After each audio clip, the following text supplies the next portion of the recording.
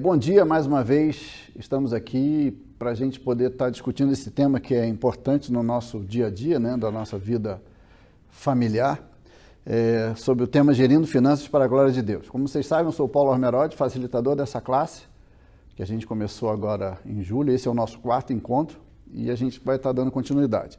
Hoje a gente vai estar discutindo um tema que para mim é o mais relevante, o mais importante de todo esse processo da classe que a gente vai estar vendo aqui, que é o diálogo na família. É um ponto que para mim ele é super importante porque a falta de diálogo na família fez com que eu tivesse problemas financeiros e a partir do momento que eu comecei a ter esse diálogo na família com relação a finanças, a minha vida simplesmente, não só financeira como familiar também mudou e graças a Deus mudou para melhor.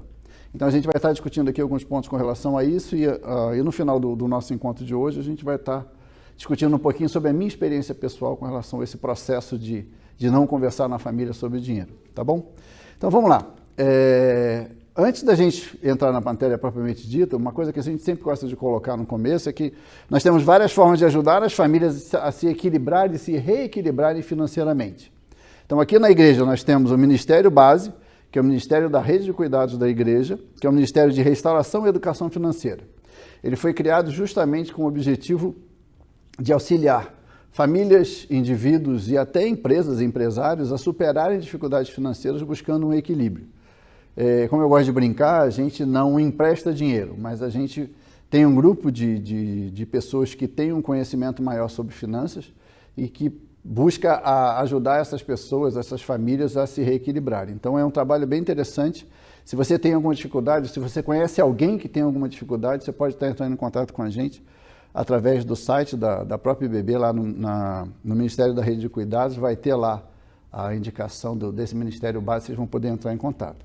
Além disso, a gente tem também um livro, que é Finanças em Família, que é uma história real de superação, aprendendo a lidar com finanças com ou sem dinheiro, que é um livro da minha autoria, que lá nesse livro, na verdade, eu conto a minha história de quebra financeira e de reequilíbrio financeiro. E isso tudo baseado na palavra de Deus e também ao longo dos anos que aconteceu esse processo, eu tive a ajuda muito grande da célula, no caso do PGM, né, da igreja, que me ajudou muito nesse processo todo. Foi bem interessante.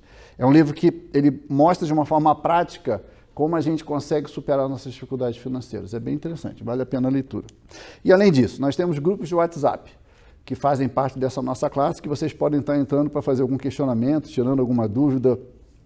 Se tiverem alguma dúvida com relação a algum item que a gente está vendo aqui, ou mesmo que nós não estejamos abordando, vocês podem também entrar em contato com a gente para fazer essa solicitação, tá? Que a gente vai estar à disposição para estar ajudando vocês. E como a gente vem acompanhando, né, nós dividimos o nosso encontro em alguns pontos. Basicamente, o nosso conteúdo, através de princípios bíblicos, para gerir os nossos recursos financeiros, a gente distinguiu 5 passos. E se a gente procurar na literatura, a gente vai encontrar lá na internet 5 passos, 6 passos, 9 passos, 15 passos para poder superar alguma dificuldade financeira, mas eu resumi tudo isso que eu condensei daquilo do que eu aprendi na minha vida, vamos dizer assim, não estudantil, mas que eu aprofundei os meus estudos com relação à parte de finanças em 5 passos. Então, o primeiro é tomar consciência da importância da gestão financeira, que nós vimos 2 encontros atrás. No último encontro, nós conversamos sobre desenvolver o hábito do planejamento e organização financeira. Hoje a gente vai estar falando sobre dialogar na família, que é um ponto muito importante, como eu falei bem no começo, para mim é o ponto mais importante de todo esse processo de aprendizado a lidar com finanças. Depois nós vamos ver como investir em você e no reino, né? Nós vamos ver alguns aspectos com relação a essa parte do investimento pessoal e também no reino. E por último, dessa sequência de passos, o buscar o aprendizado, ler e se informar sobre finanças. É um ponto que também é muito importante e hoje a gente tem uma diversidade muito grande de informação para poder estar levando isso para a gente. Então, como eu falei antes, então a gente já viu tomar consciência da importância da gestão financeira, desenvolver o hábito do planejamento e organização financeira e hoje a gente vai estar trabalhando o dialogar na família. E além desses 5 passos, a gente tem ainda o tipo de investimentos, cartão de crédito amigo ou inimigo e como organizar um orçamento familiar na prática. Então, nós vamos ver, além dos 5 passos que a gente já está desenvolvendo, nós vamos ver também esses 3 outros pontos de complementação de conteúdo. Essa parte do tipo de investimentos ela é bem interessante, que ela vai trazer os tipos de investimentos que a gente tem no mercado hoje, para que eles servem, qual o objetivo, o valor de investimento mínimo e etc. Tá? Vai ser uma coisa bem interessante. E no último nosso encontro, a gente vai ter como organizar no orçamento familiar na prática. Então, nós desenvolvemos um material de trabalho justamente para poder apresentar esse desenvolvimento de orçamento familiar na prática, para que a gente possa efetivamente praticar aquilo que a gente está conversando aqui ao longo desses encontros, tá bom? Para relembrar um pouquinho a aula passada, onde a gente viu desenvolver o hábito do planejamento e organização financeira, eu apresentei 5 aplicativos, né, que podem ser disponibilizados tanto no celular quanto no computador, para que você possa fazer essa gestão. E aí me fizeram uma pergunta, Paula, mas eu pensei que você na aula fosse colocar para a gente, exemplificar cada um deles. Como eu falei em encontros anteriores, vocês podem ver pela minha falta de cabelo e a barba branca, que eu já não tenho muito hábito de usar aplicativo de telefone, então eu ainda faço meu controle financeiro em planilha Excel. Entrei nesses aplicativos, realmente são aplicativos bons, como eu coloco aqui, né? Alguns aplicativos que você pode baixar grátis, nas versões mais simples, que te ajudarão a gerir suas finanças de forma rápida e prática. O que a gente percebe nesses aplicativos é que eles têm várias versões, né? Tem desde a grátis, onde você tem o básico, e você tem as que custam alguma coisa, para você ter vamos dizer assim, um processo mais elaborado de fazer esse processo de gestão financeira. Mas todos vão atender à necessidade básica de você controlar as suas finanças, que é aquilo que a gente viu no encontro passado. E dentro ainda do que a gente viu na semana passada, uma coisa que eu chamei a atenção foi com relação a gente, nesse processo da gente fazer a gestão financeira desse planejamento e organização, a gente classificar as nossas despesas em essencial, necessário e supérfluo. Isso vai fazer com que a gente consiga, no final de um mês ou no final da anotação desses gastos, a gente conseguir mensurar exatamente onde que a gente está gastando aquilo que é essencial, aquilo que é necessário e aquilo que é supérfluo. Onde o essencial é aquilo que a gente usa para sobreviver, então a gente não tem muito o que cortar, a gente pode até fazer uma redução, mas efetivamente cortar a gente não consegue. Aquelas despesas que são necessárias, como o próprio nome sugere, elas são necessárias, porém elas não são fundamentais para aquilo que a gente vem a desenvolver no nosso dia a dia. E as supérfluas, obviamente, num processo de reequilíbrio financeiro, a gente simplesmente tem que cortá-las para que a gente possa superar esse momento. Então, essa classificação ela vai ajudar a identificar melhor as despesas, nos ajudando a tomar melhor decisão quanto ao uso das nossas receitas. Que, como a gente viu anteriormente, receita normalmente a gente vai ter uma, no máximo 2, quer dizer, fica fácil a gente saber de onde vem o dinheiro, mas para onde vai o dinheiro, a gente tem que ter esse controle, né? Então é muito importante a gente ter isso. Bom, entrando agora na nossa aula propriamente dito, antes da gente começar a falar a questão do diálogo da família, uma coisa que eu queria trazer aqui, que a gente viu que toda essa parte do controle de despesas essenciais, necessárias e supérfluas, uma das coisas que a gente viu nos encontros anteriores é que a gente hoje em dia tem uma abundância de crédito muito grande, ou seja, a gente consegue crédito muito fácil. Ou seja, você não precisa ter muito dinheiro investido, você não precisa ter um grande relacionamento com o banco para você ter acesso ao crédito, né? E tem uma pessoa que falou que juros, isso já falou há bastante tempo, que juros compostos são a maior força do universo. Vocês devem conhecer esse carinha aqui, né? Aqui está uma caricatura dele, é o Albert Einstein. E ele falou isso já no século retrasado, né? Onde ele coloca que os juros compostos são a maior força do universo. Por quê? Que quando você tem qualquer situação de dívida, obviamente que toda a parte de juros ela é cobrada juros sobre juros, ou seja, você não fez um pagamento nesse mês, vamos colocar o exemplo do cartão de crédito. O que vai acontecer? No mês seguinte, você vai pagar os juros daquele mês, do mês anterior que você não pagou, mais a diferença do mês. Caso você não venha pagar novamente, esses juros vão ser somados e multiplicados. Então, ele tem um crescimento exponencial. E para a gente poder ter uma ideia daquilo que os juros fazem de mal no nosso dinheiro, vamos dizer assim, nas nossas receitas, dados mostram que 79% dos consumidores brasileiros preferem parcelar suas compras e quase 30% acreditam que não fechariam as contas do mês sem a possibilidade de parcelamento. Ou seja, muitas pessoas, de um modo geral, como a gente está vendo aqui, 79% das pessoas, de um modo geral no Brasil, dos consumidores brasileiros, buscam fazer a compra a crédito. Gente, isso, se a pessoa não tem o controle, se a pessoa é controlada, tudo bem, ela consegue. Eu tinha um professor de economia que ele falava a teoria do cabeu, ou seja, cabeu no meu orçamento, eu estou comprando. Ou seja, se eu vou comprar uma geladeira sei lá, de R$1.000, eu vou pagar 10 mil, mas eu vou pagar em 10 anos, opa, então, mas cabe a prestação, então eu vou comprar, independente do valor final dela. E a gente tem que prestar muita atenção com relação a isso. O consumidor brasileiro está comprando mais do que comprava há anos e tem mais opções de compra atualmente, com relação àquilo que eu falei com relação à facilidade do crédito. Então, em função dessa facilidade do crédito, cada vez mais o consumidor brasileiro vem se endividando mais. Na verdade, ele vem comprando mais e vem gerando mais o endividamento dele e de sua própria família. E para a gente ter um exemplo dessa questão desses valores, eu trouxe um quadro aqui que ele é bem interessante, que ele mostra as modalidades de crédito que a gente tem hoje, né, do mercado de um modo geral, a taxa média mensal e anual, e eu ainda fiz uma conta aqui para poder mostrar o acúmulo de uma dívida de 1 ano para 2 anos. Então, por exemplo, o cartão de crédito hoje, isso aqui foi um dado que eu peguei do Banco Central, tá? No dia 10 de julho, agora tem 10 dias isso. O cartão de crédito mensal hoje, a taxa está em 12,50%. E um detalhe muito importante, isso aqui são médias, tá? Existem mais de 37 bancos, instituições financeiras que foram pesquisados pelo próprio Banco Central, que ele coloca lá a relação, e eu peguei a média dessas instituições, tá? Então, no cartão de crédito, a média é 12,5% ao mês, que equivale a 339,08% ao ano. Gente, é quase que 340% ao ano de juros. É muita grana, né, que você vai pagar em função de você ter uma dívida. O cheque especial, ele chega a ser a metade, é 6,35%, anualmente dando 116,88%. O crédito pessoal, aquele que você vai no banco e vai e solicita um empréstimo, tá em torno de 7,6%, na média, o anual dá 171%. O crédito consignado, que é um dos créditos mais baratos que a gente tem no mercado hoje, né, que normalmente é usado mais para aposentados, pensionistas, e funcionários públicos. Então, você tem lá 2,2% ao mês, anualmente 30,22%.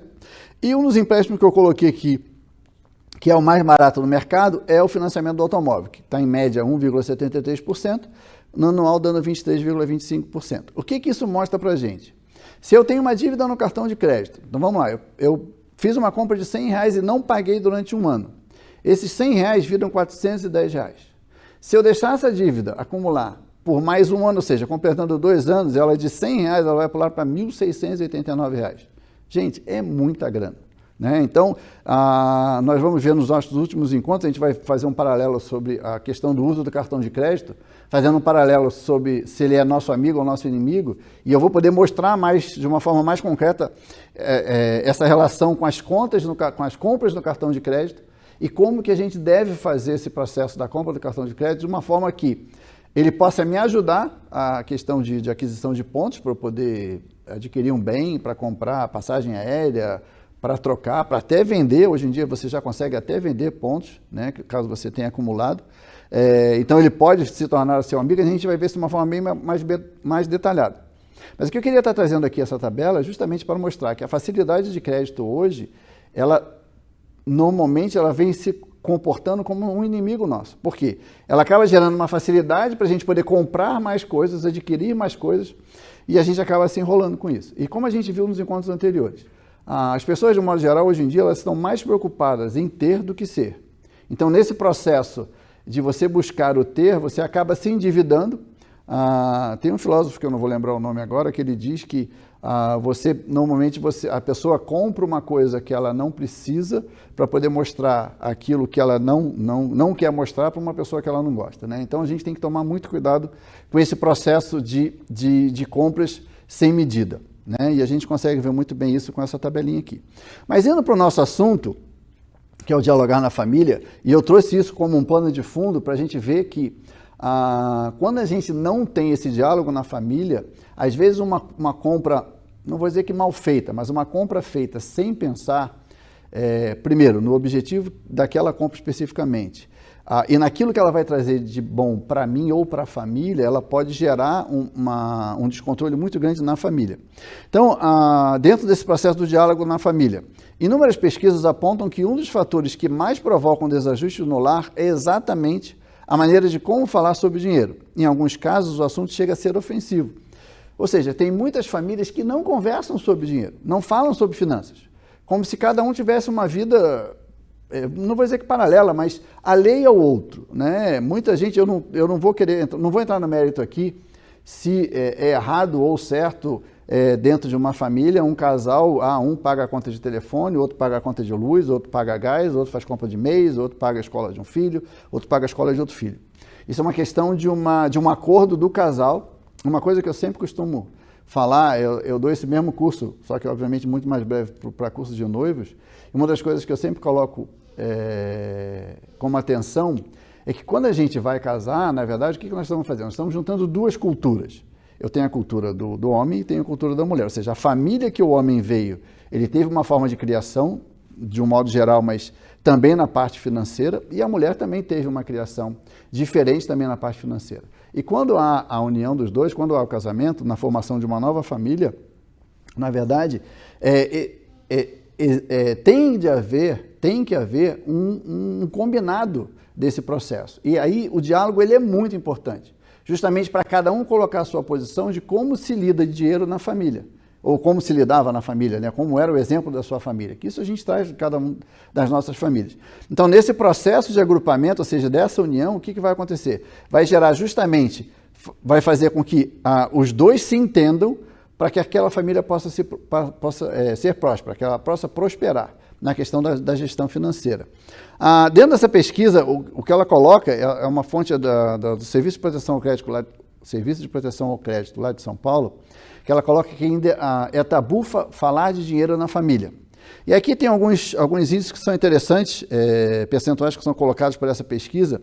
Por exemplo, 35% dos casais brasileiros desconhecem o salário do cônjuge. Gente, isso é muito sério. Mais uma vez, eu não vou entrar no mérito se está certo ou se está errado, mas no meu entendimento, para que a gente possa ter um diálogo na família, tem que haver um entrosamento entre os dois, né? 31% das famílias conversam abertamente sobre dinheiro, quer dizer, somente 31% das famílias conversam abertamente sobre dinheiro. 40% dos homens omitem gastos com carros, motos e saídas com amigos. E 60% das mulheres não revelam gastos com roupas. Veja um contraste, quer dizer, na verdade você tem um homem de um lado puxando para as coisas, vamos chamar de homens, né, carro, moto e saída com amigo, e as mulheres, de um modo geral, vou colocar aqui roupa, mas vamos acrescentar sapato também, né, que mulher, não sei porque adora um sapato, não vou entrar no mérito aqui também, né, espero que minha esposa depois, quando vê, não brigue comigo que eu estou falando isso, mas é uma coisa que é notória com relação às mulheres, com relação à roupa, óbvio que elas querem ficar elegantes, bonitas, mas tem que haver um consenso com relação a isso no casal, né? E 25% dos entrevistados não revelavam gastos com contas pessoais. Ou seja, de cada 10 casais, vamos colocar aí, de cada 100 casais, 25 casais simplesmente não dizem o que compraram ou o que deixaram de comprar, ou seja, o que tem intenção de comprar dentro do relacionamento familiar. E uma coisa que a gente viu no encontro passado é que quando a gente tem um alvo para ser atingido, se esse alvo ele é definido em conjunto com a família, para a família atingir esse alvo vai ficar muito mais fácil, né? E se a gente tem esse processo de um esconder do outro o que acontece com as suas finanças, isso vai gerar, não vou dizer que vai gerar um atrito propriamente dito, mas ele vai gerar com certeza um retardo no alcance dos objetivos em comum daquela família, né? Isso sem sombra de dúvida. Por isso que eu sempre coloco aqui, com relação ao texto de Marcos 10, 7 a 8, que diz: por isso deixará o homem seu pai e sua mãe, e unir-se-á a sua mulher, e serão os dois uma só carne, e assim não serão mais dois, mas apenas uma só carne. Ou seja, quando o homem e a mulher se casam, a ideia, até na própria palavra de Deus coloca, é que essa família se torne uma coisa única, que tenha unicidade, né? Que tenha essa união e essa cumplicidade também na questão financeira. E que, infelizmente, essa falta de diálogo faz com que as famílias acabem se perdendo com relação a essa gestão da sua parte financeira. Como a sua família trata o tema finanças em sua casa? Gente, essa é uma pergunta que, obviamente, que a gente não tem como estar interagindo, mas na minha classe presencial, eu sempre coloco isso, e às vezes surgem algumas colocações que são bem interessantes com relação a como cada família trata. Como eu falei, tem essa questão de que um casal, dentro de um casal, um paga uma conta, outro paga outra conta. Às vezes existe aquela situação de que um esconde aquilo que comprou do outro, ou não revela de uma forma aberta, ou não passa o valor correto. Então, de modo geral, as pessoas não conversam sobre dinheiro. Ninguém sabe quanto o outro ganha, ninguém sabe quanto o outro gasta. que é um outro ponto que é fundamental. Uma coisa, você pode até, talvez, não saber quanto o outro ganha, mas não saber quanto gasta e aonde que gasta, esse é que é o grande problema na gestão financeira familiar. E aí, por isso que eu digo que o diálogo na família ele é super, hiper importante, para que a coisa possa acontecer, né? E a gente, às vezes, não leva isso em consideração, a gente tem que pensar muito nisso. As contas pessoais são mantidas em segredo, aquilo que a gente viu lá. 45% dos homens não revelam seus gastos com moto, carro e saída com os amigos. E 60% das mulheres não revelam seus gastos com roupas e sapatos. Né? Ou seja, as coisas acontecem e ficam meio que na penumbra, meio escondidos um do outro. A família gasta mais do que ganha, quando não tem esse controle, pode-se chegar a isso. E veja, eu não estou querendo colocar aqui que isso é regra, tá, gente? O que eu estou colocando aqui é que dentro até desse ministério que a gente tem aqui na igreja, que a gente ajuda famílias a se reerguerem financeiramente, uma das coisas que a gente percebe de um modo geral é que as famílias elas acabam se perdendo justamente por falta desse diálogo e por falta da questão de que a família gasta mais do que ganha. Porque como, vou dar um exemplo simples, tá? De uma família que eu e minha esposa, a gente atendeu e ajudou em alguns anos atrás, e o que a gente percebeu dessa família é que o rapaz, o homem da família, né, o marido, ele tinha as contas todas certinhas, ou seja, todas controladas dentro de um orçamento familiar, e a esposa não. E a única despesa que a esposa tinha que pagar era a própria faculdade, né? E ela trabalhava, e o único custo que o marido colocou para ela falou: você só vai pagar a sua faculdade do dinheiro que você ganha. O restante você pode usar do jeito que você quiser. E acontece que ela gastava tanto mais do que ela ganhava que ela não conseguia nem pagar a faculdade. E aí, com isso, começou a gerar atrito dentro não só do orçamento da família, mas como também no relacionamento entre o casal. E quando se percebeu isso, e eles buscaram a nossa ajuda nesse processo, graças a Deus a gente conseguiu orientar, eles superaram isso, e hoje em dia a gente pode dizer que eles estão num formato equilibrado no casamento com relação à parte da gestão financeira. E as famílias não falam sobre dinheiro em casa com medo de haver brigas. Gente, isso é muito comum. Eu lembro... e isso aqui eu retrato muito a época do meu pai e da minha mãe, que às vezes minha mãe fazia algumas despesas que ela ficava com medo de falar com meu pai para meu pai não brigar. Porque como a gente era uma família bem humilde, então o dinheiro do meu pai era sempre contadinho, então toda vez que minha mãe inventava alguma coisa, a gente já sabia que ia ter briga em casa, né? Porque minha mãe se descontrolava e aí meu pai era super controlado, minha mãe descontrolada, então a gente tinha esse atrito na família, né? Então por isso que às vezes muitas famílias não falam sobre dinheiro justamente para evitar esse tipo de atrito. Mas pensando que, evitando esse tipo de atrito, vão ter uma vida familiar melhor. E eu, por experiência própria, que vivi isso na pele, percebo e posso garantir que a vida não fica melhor porque você esconde a despesa de um ou de outro, né? Algumas pessoas colocam como dificuldade o desinteresse dos outros membros da família na gestão financeira. O que a gente vê disso? Que tem gente que simplesmente na família gasta e outros na família ganham. Né? E quando a gente fala isso, de um modo geral, é porque você tem a situação dos pais provedores e dos filhos gastadores. Hoje em dia, com a mídia do jeito que ela está muito forte com relação à divulgação de bens e serviços, muitas pessoas acabam sendo influenciadas por essa mídia e acabam fazendo compras desnecessárias, daquilo que elas não precisam ter. Né? Como a gente falou antes, a questão do buscar o ter em vez do ser. Isso faz com que as famílias comecem a se desestruturar, até para aquilo que a gente falou antes, que as famílias não buscam o diálogo entre si para evitar brigas. E isso acaba gerando uma briga maior ainda quando há o processo vamos chamar assim, da descoberta da despesa que um ou outro fez. Né? E existem várias situações que prejudicam a relação familiar no controle financeiro. Um deles é a diferença na forma do casal se relacionar com o dinheiro. Com isso, de uma parte os gastos são controlados, da outra parte os gastos não são controlados. Como esse exemplo que eu falei dessa família que a gente ajudou, né, no processo de reequilíbrio financeiro, onde a esposa gastava de um jeito, né, que se descontrolava completamente nos seus gastos e o marido nem sabia. E aí, quando houve o processo vamos dizer assim, que ela teve que falar para ele porque ela não conseguia pagar a faculdade, houve esse atrito, mas graças a Deus eles conseguiram se acertar. Mas, infelizmente, como a gente viu aqui, que muitas famílias e principalmente muitos casais não têm esse diálogo, isso normalmente chega a gerar separação. Porque você acaba tendo descontrole, acaba tendo a desconfiança e acaba gerando um atrito muito maior. E a gente tem que estar muito preocupado com isso. Em muitos casos, por esse motivo, existem momentos de grandes conflitos, como a gente acabou de falar aqui agora, como também a possibilidade de realizar sonhos em conjunto. Ou seja, se eu tenho um relacionamento com a minha esposa, com a minha família, onde eu trabalho com o dinheiro, com o meu dinheiro para mim, sem pensar no todo, como que a gente vai ter um objetivo em comum como família de crescer? Então isso fica muito latente com relação àquilo que eu quero como família para poder ter um objetivo maior, né? E a gente vai ver depois, quando a gente falar a questão do investimento do reino, isso prejudica também o investimento no reino.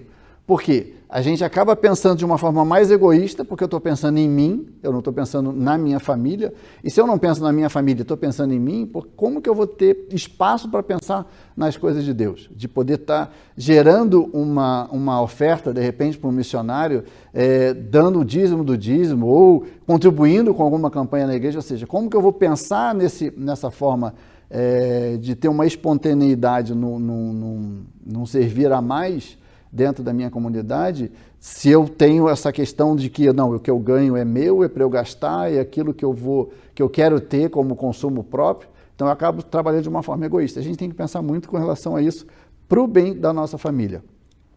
Se alguém não cuida de seus parentes, especialmente de sua própria família, negou a fé e é pior do que um descrente. Lá em 1 Timóteo 5,8 coloca isso. Ou seja, a gente sempre tem que estar preocupado com o seio da nossa família, para que a nossa família prospere, para que a gente possa crescer.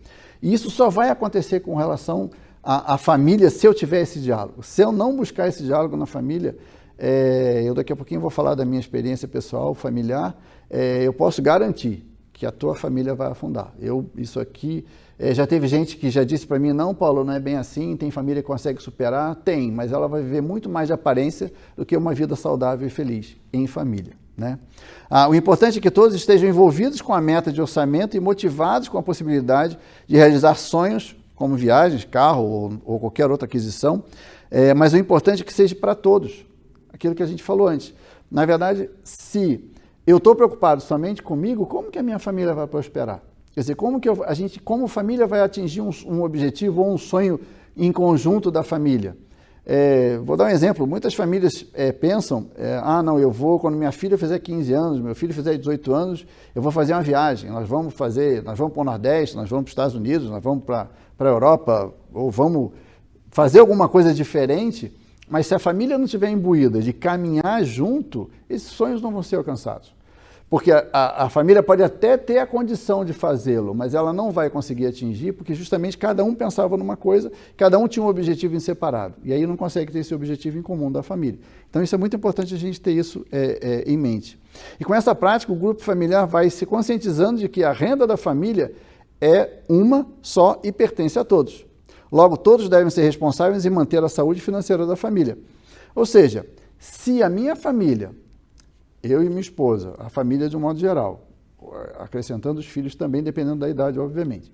Mas se nós temos um pensamento em comum, nós temos a consciência de que a renda que a família tem é para o desenvolvimento da família, para o crescimento da família, gente, a probabilidade de nós termos alcançar os nossos objetivos comuns vai ser muito maior do que aquela família que simplesmente cada um vai para um lado, como a gente já viu antes.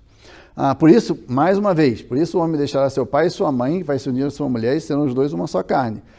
Marcos 10, 7, 8. Eu gosto bem de frisar esse versículo, porque mesmo lá na época de Adão e Eva, lá em Gênesis, Deus já falava isso, que o homem vai deixar seu pai e sua mãe para se formar uma única família. E a gente tem que trabalhar com a família. E a família ela só vai caminhar junto se efetivamente tiver esse diálogo em família. E às vezes a gente não tem esse diálogo.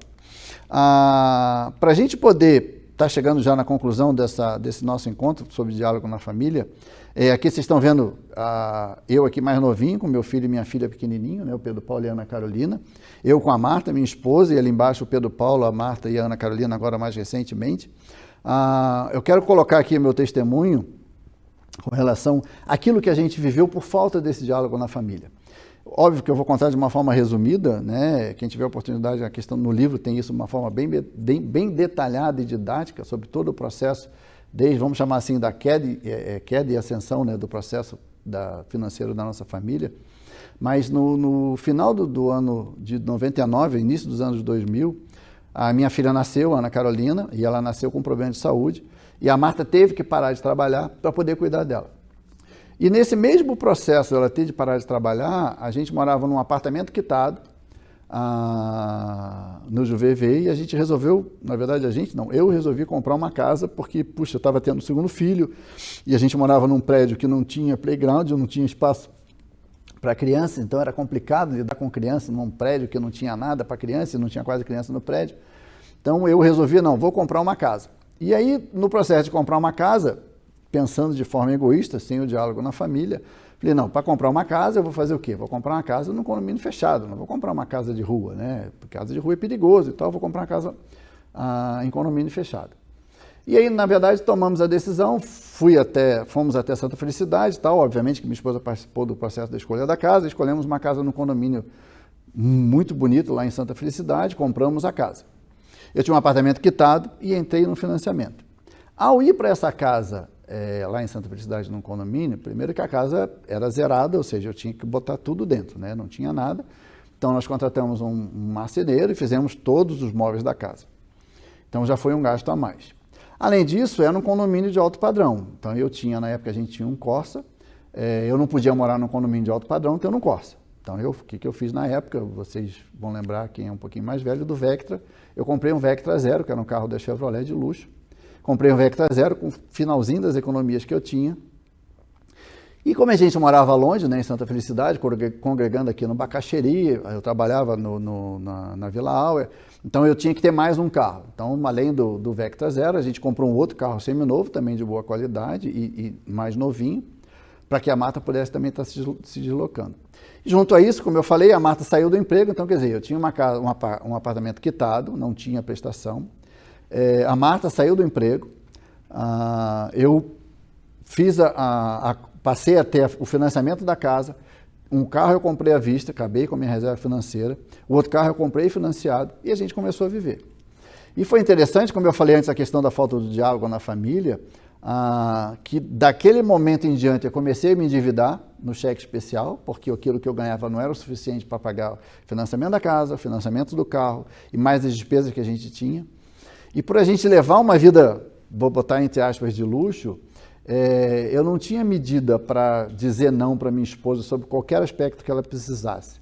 Então, por exemplo, ela dizia, eu estou precisando ir no salão. Eu falava assim, não, querida, pode ir no salão, não tem problema nenhum. Eu vou pintar o cabelo, fazer luzes, fazer massagem, fazer hidratação. Eu falei, não, pode fazer, não tem problema nenhum. Vai custar tanto? Não tem problema, pode fazer.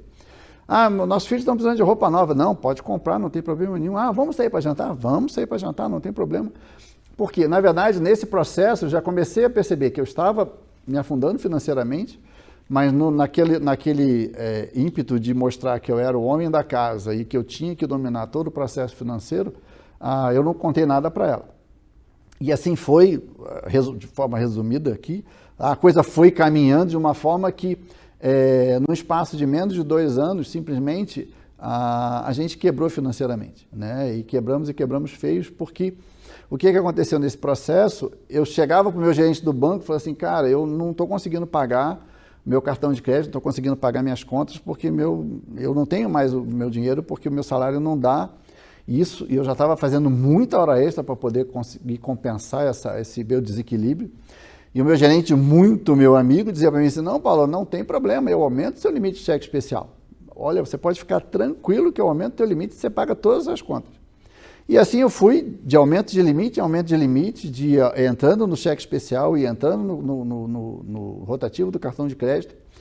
Para ter uma ideia, eu fiquei com uma dívida, isso nos anos 2001, 2002, eu estava com uma dívida aproximada de R$30 mil no cartão de crédito. Gente, há 20 anos atrás, R$30 mil era muito dinheiro.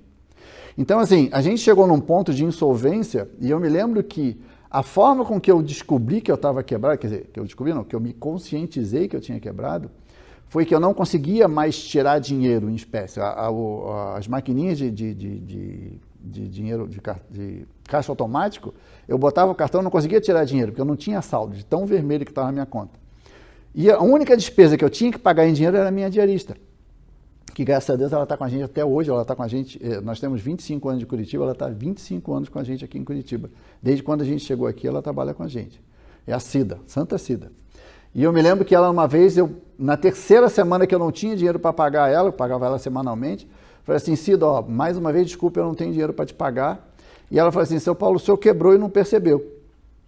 E eu me lembro que quando ela falou aquilo, eu fiz cara feia, fiquei muito brabo, mas depois eu percebi que realmente ela tinha razão. Eu tinha quebrado, eu não tinha percebido. E, gente, naquela noite, eu resolvi sentar com a Marta e conversar com ela sobre isso. E aí, por isso que eu digo que a questão da importância do diálogo na família, de um modo geral, mas aqui a gente está tratando da parte de finanças. Eu tinha mais ou menos 14 anos de casado e eu nunca tinha conversado sobre dinheiro com a Marta. Nunca. Com 14 anos de casado. Amanhã, essa semana, nós fizemos 33 anos de casado, graças a Deus. Mas naquela época a gente tinha mais ou menos 14 anos de casado e a gente nunca tinha conversado sobre dinheiro, sobre finanças na família. E aí eu tive que contar para ela que a gente tinha quebrado, que a gente não tinha mais condição financeira de pagar mais nada. Mas Deus foi muito bom, né? Porque a gente conseguiu conversar, a gente conseguiu se acertar e a gente teve o apoio do pessoal da célula da nossa igreja. E o que a gente fez, que aí eu até coloco isso no livro também, a gente vai estar trabalhando isso no nosso último encontro com relação a fazer um orçamento familiar na prática. O que a gente fez uma lista de todas as nossas despesas, de todas as contas que a gente tinha, e a gente chegou à conclusão que naquele momento o que a gente fez foi vender os 2 carros, tirar os nossos filhos da escola particular, colocar em escola pública e passar a ter uma vida mais simples dentro de casa. Né? A gente não conseguiu se desfazer da casa naquele primeiro momento, a gente ainda levou mais um tempo para poder vender a casa, que foi a única forma de a gente quitar todas as nossas dívidas, mas graças a Deus, eu posso dizer que Deus foi muito bom comigo e com a minha família, porque Ele me deu a oportunidade de eu quebrar, e com a ajuda dele e com a ajuda da igreja e de pessoas do nosso relacionamento, no caso a célula, o pequeno grupo, nos ajudaram a gente enxergar que a gente estava passando por essa dificuldade e a gente conseguiu superar tudo isso. E é isso que eu conto no livro, como uma lição de vida, como eu coloco, uma história real de superação, onde a gente teve, por uma falta de diálogo na família, a gente quebrou, literalmente, e a gente conseguiu, a partir desse diálogo, a gente conseguiu se reerguer com a ajuda de Deus e seguindo os princípios da sua palavra. Então, eu queria deixar aqui esse meu testemunho, que eu acho que vale a pena vocês terem conhecimento, não conhecimento da minha trajetória de vida, né, mas de que todo problema ele tem uma forma de superação, principalmente quando a gente acredita e confia que Deus está no controle de todas as coisas. E Ele pode todas as coisas sobre aquilo que a gente tem para fazer para Ele. Como a gente viu anteriormente, nós temos que ser bons mordomos daquilo que Ele coloca nas nossas mãos. E, infelizmente, até aquele momento, eu era um péssimo mordomo. E, graças a Deus, eu posso dizer que eu sou um bom mordomo. Não sou o melhor mordomo, que, como muitos, eu sou pecador também. A gente tem muita coisa para se corrigir, para melhorar, mas a gente tem buscado acertar. Então, irmãos, em nome do nosso Senhor Jesus Cristo, suplico a todos vocês que concordem uns com os outros no que falam, para que não haja divisões entre vocês, e sim, que todos estejam unidos, um só pensamento e num só parecer. 1 Coríntios 1:10. E esse versículo eu levo comigo no sentido de que o fato da gente concordar e a gente caminhar junto faz com que a gente supere as nossas dificuldades. Gente, a gente está chegando no final desse nosso encontro, tá? Eu queria mais uma vez agradecer a participação de vocês e principalmente a paciência por estar me ouvindo ao longo desse tempo todo. Mas eu acho que é importante a gente trabalhar essa questão do diálogo na família. Gente, ele é fundamental para a gente poder sair do outro lado. Se nós não confiarmos em Deus e não buscarmos no seio da nossa família esse entendimento, esse entrosamento, uma coisa que eu sempre coloco, né, que na verdade a nossa família, ela está baseada num tripé, né? Na verdade, sempre tem que ter 3 pessoas, né? Não só a questão da Trindade, mas tem que ter você, o seu cônjuge e Deus no processo. Se esse tripé não estiver de pé, não estiver bem equilibrado, você não consegue sair do outro lado. E como eu falei antes, por uma falta de diálogo na família, eu vim a quebrar e graças a Deus eu consegui superar isso. Infelizmente, muitas pessoas não conseguem superar por falta desse diálogo. Então fica aqui a minha colocação com relação a essa questão do diálogo na família. Então, se a gente for resumir a aula de hoje, né, numa única frase, busque diálogo na sua família e que peça a Deus que Ele esteja dirigindo a sua vida, porque você possa superar todos esses momentos. Tá bom? Gente, obrigado pela disponibilidade de vocês, mais uma vez, obrigado pela essa participação. Mais uma vez eu me coloco à disposição através do Ministério Base, através do WhatsApp, se vocês tiverem algum questionamento, alguma dúvida, tá? A gente vai estar à disposição. Eu queria mais uma vez estar orando para a gente poder estar encerrando esse nosso encontro, certo que na semana que vem, se for da vontade de Deus, a gente vai dar continuidade a esses nossos pontos aqui que estão sendo levantados para a gente poder crescer na questão financeira com o auxílio de Deus, tá bom? Vamos orar? Querido Deus e Pai, obrigado, Senhor, mais uma vez, Senhor, porque o Senhor nos dá a oportunidade de usar meios, Senhor, que o Senhor nos concede, Senhor, de podermos trazer a Tua palavra, Senhor, nesse momento tão pequeno aqui, Senhor, de estudo, Senhor, de que a gente possa continuar buscando a Tua vontade, Senhor, certo de que o diálogo na família, Senhor, daquilo que o Senhor criou para que a gente possa crescer, que o Senhor esteja na frente. Continua derramando as Tuas bênçãos, Senhor, sobre as nossas vidas, continua nos capacitando. E que o Senhor nos habilite, Senhor, como servos Teus, a sermos bons mordomos daquilo que o Senhor tem colocado nas nossas vidas. Obrigado, Senhor, mais uma vez por esse nosso momento. No nome do Teu Filho amado Jesus que eu oro. Amém. Gente, obrigado, Deus abençoe e até o próximo domingo.